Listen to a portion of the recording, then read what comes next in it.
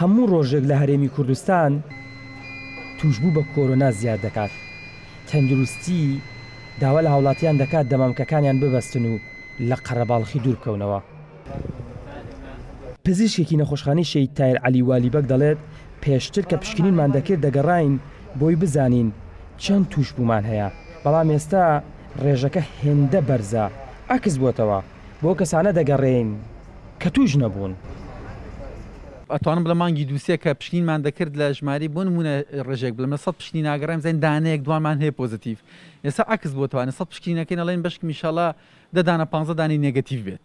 هێندە زۆر و بڵاو و توشبوون هەڵەکشانێکی سەریعدایە و بەداخەوتوان بڵم باری تەندروستی نەخۆشەکانی زۆر خراپە، یعنی نەخۆشخانەکان بەرەو پڕبوونە چێت.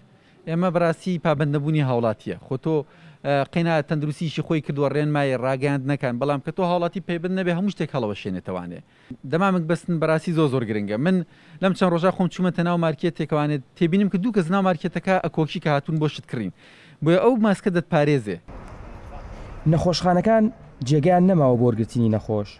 لە ماوەی 24 ساعتی ڕابردوو لە سلێمانی 200 کەس تووشی کۆرۆنا بوون و 10 کەسی گیانیان لەدەستداوە. بەداخەوە دۆخەکە ڕۆژ بە ڕۆژ ڕوو لە زیاد بووندایە.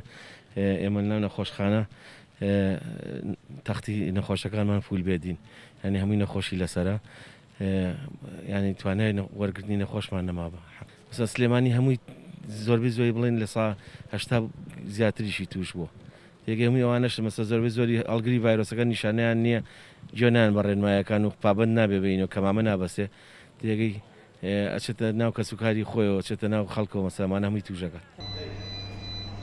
تا ئامادەکردنی ئەم راپۆرتە لە کوردستان 564,565 پشکنین ئەنجام درراوە، 61,703 کەس تووشی کۆرۆنا بوون، 37,584 کەسیش چاک بوونەتەوە، 2,161 کەس گیانی لەدەستداوە. ئەمە سەرەڕایەوەی ئەو کەسانی پشکنینیان نەکردووە و کۆرۆنایشیان تێپەڕاندووە. ئاوەڕ عەلیگەلی کوردستان، سلێمانی.